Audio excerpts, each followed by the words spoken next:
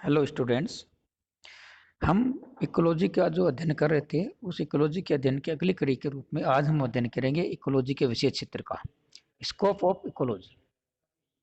यानी इकोलॉजी के अंदर क्या क्या समाहित हो जाता है, इकोलॉजी के अंदर किस चीज का अध्ययन किया जाता है।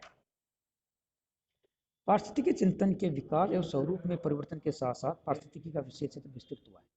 पारिस्थितिकी के बारे में हम पहले से विस्तृत अध्ययन कर चुके हैं कि पारिस्थितिकी के अंतर्गत जो जीव जंतु हैं उन जीव जंतुओं और पर्यावरण के मध्य के जो संबंध है या अंतर संबंध जो है उनका अध्ययन किया जाता है। तो इन अंतर संबंधों के अध्ययन के अंदर कौन कौन से विषय वस्तु शामिल होती है उसके बारे में हम आपको बताने जा रहे हैं।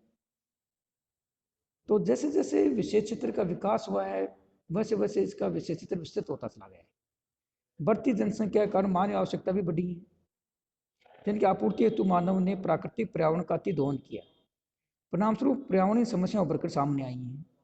इसी संदर्भ में मानव पर्यावरण संबंध रोचक बन गए, जिसके साथ ही पारिस्थितिकी का महत्व भी बढ़ गया है। आरंभिक समय में पारिस्थितिकी का महत्व केवल शैक्षिक था, लेकिन विकास बनाम पारिस्थितिकी संकट के दौर में इसके विषय क्षेत्र का महत्व और अधिक विस्तृत हो गया है। जो पहले केवल शैक्षिक था वो वर्तमान समय में शिक्षित से बढ़ करके धरातल पर आ गया है। आज वर्तमान समय में पारिस्थितिकी पर्यावरण का पर्याय बन रही है। इसके अंतर्गत जीव जंतुओं एवं पादपों के विभिन्न पक्षों का अध्ययन किया जाता है। इस प्रकार पारिस्थितिकी बहुआयामी शाखा है जो जीव विज्ञान के साथ साथ रसायन, भौतिक, भूगोल, भूगर्भ विज्ञान, जल विज्ञान, पुरातत्व विज्ञान, मानवशास्त्र, समाजशास्त्र आदि से संबंधित है। पारिस्थितिकी सिद्धांतों के द्वारा प्राकृतिक समुदाय के विभिन्न संबंधों को समझने में सहायता मिलती है। पारिस्थितिकी ज्ञान के अनेक प्रयोग कृषि, बागवानी, सौर विज्ञान, मत्स्य पालन, खरपतवार नियंत्रण, प्रदूषण नियंत्रण एवं संरक्षण आदि में देखने को मिलते हैं। तो इसी ज्ञान के आधार पर भोजन के नवीन स्रोत, पेस्ट द्वारा जैविक नियंत्रण को खोजने में भी सहायता मिलती है।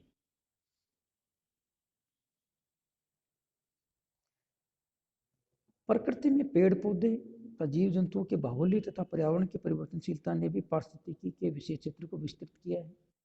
प्राकृतिक समुदाय तथा उसके अवयव जिन सिद्धांतों की सीमा में कार्य करते हैं उनका अध्ययन करना ही पारिस्थितिकी का मुख्य उद्देश्य है। यानी प्रकृति और उसके अवयव जिन जिन क्षेत्रों में कार्य करते हैं उन क्षेत्रों का अध्ययन करना पारिस्थितिकी का मुख्य विषय क्षेत्र है।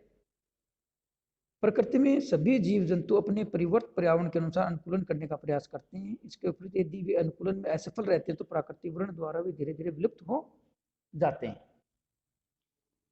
पारिस्थितिकी के विषय क्षेत्र अध्ययन के प्रमुख क्षेत्रों तो अध्ययन के उपागमों के संदर्भ में पारिस्थितिकी के विकास काल को 4 प्रावस्थाओं में विभक्त किया गया है।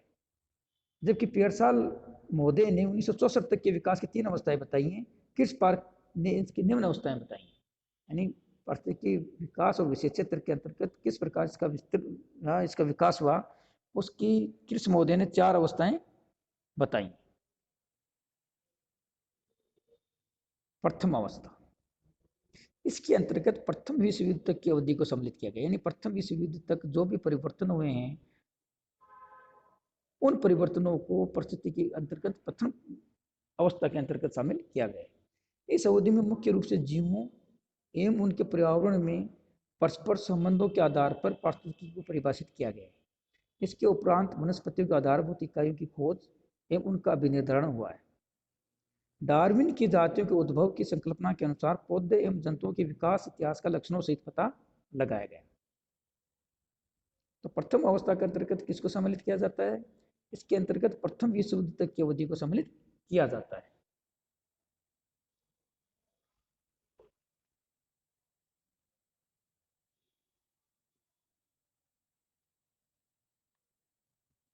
द्वितीय प्रावस्था, प्रथम और द्वितीय विश्व युद्धों की अवधि में पारिस्थितिकी के विकास को द्वितीय प्रावस्था में सम्मिलित किया गया है। इस अवधि में मुख्यतः वनस्पतियों के सर्वेक्षण, मापन तथा वर्गीकरण की तुलना में विशेषताओं तथा निवास क्षेत्रों की भौतिक दिशाओं में परस्पर संबंधों का अधिक गंभीरतापूर्ण अध्ययन किया गया है। जैविक एवं अजैविक संगठनों में अंतःक्रियाओं को विभिन्न पक्षों का भी अध्ययन किया गया है।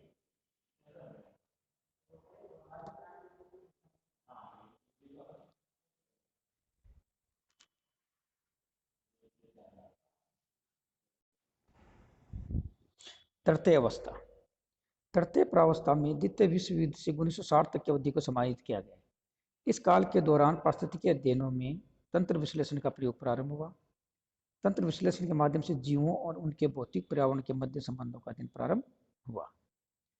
चतुर्थ अवस्था, इस अवस्था को आधुनिक प्रावस्था कहते हैं। इसकी अवधि 1960 से आरंभ होकर वर्तमान समय तक जारी है। इस अवधि में पारिस्थितिकी अध्ययनों का स्वरूप तीव्र गति से बदलने लगा। इसमें विविधीकरण तथा वशिष्टीकरण प्रक्रिया दिखाई देने लगा। इस दौरान पारिस्थितिकी तंत्र, ऊर्जा प्रवाह, पदार्थों का पुनर्चक्रण, निकेत सिद्धांत तथा आत्मों में परिवर्तनशीलता का अध्ययन किया जाने लगा। इस प्रकार से जो पारिस्थितिकी तंत्र है उसका जो विकास है, उसके विकास को 4 प्रावस्थाओं में बांटा गया है। प्रथम अवस्था, द्वितीय प्रावस्था, तृतीय प्रावस्था, चतुर्थ प्रावस्था। प्रथम प्रावस्था के अंतर्गत प्रथम विश्व युद्ध से पहले तक जो भी विकास के कार्य हुए उनको सम्मिलित किया गया है। द्वितीय अवस्था में प्रथम और द्वितीय विश्व युद्ध के बीच में जो कार्य हुए उनको सम्मिलित किया गया है। तृतीय अवस्था में द्वितीय विश्व युद्ध से 1960 तक जो विकास कार्य हुए उसको सम्मिलित किया गया है। और आधुनिक जो प्रगति है, आधुनिक प्रगति को चतुर्थ प्रावस्था में दिखाया गया जो 1960 के बाद की मानी गई। तो प्रथम जो प्रावस्था है उसके अंतर्गत वनस्पतियों की आधारभूत इकाइयों की खोज था, उनका विनिर्धारण हुआ। यानी इसके अंदर केवल जो विभिन्न प्रकार की जो वनस्पतियां थी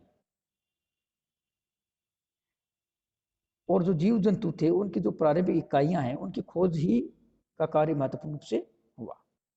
द्वितीय प्रावस्था में विभिन्न प्रकार की वनस्पतियों का सर्वेक्षण, उनका मापन और वर्गीकरण और उनकी विशेषताओं का गंभीरतापूर्वक अध्ययन को सम्मिलित किया गया। साथ साथ जैविक और अजैविक, बायोटिक और एबायोटिक जो विभिन्न प्रकार के संगठक होते हैं उनके अध्ययन को भी इसके अंतर्गत शामिल किया गया। तीसरी अवस्था में जो द्वितीय विश्व युद्ध के बाद मानी गई है, इसमें विभिन्न प्रकार के जो सिस्टम एनालिसिस है उसका प्रारंभ हुआ। यानी एक तरीके से जो इकोलॉजी है उसके अध्ययन के अंतर्गत एक सिस्टमेटिक तरीके से उसका अध्ययन प्रारंभ हुआ और उसके अध्ययन में गणितीय विधियों का प्रयोग किया जाने लगा। जब किसी सिस्टम के अंतर्गत हम गणितीय विधियों का प्रयोग प्रारंभ कर देते हैं तो उनके जो रिजल्ट्स जो आते हैं वो रिजल्ट एक्यूरेट आते हैं। तो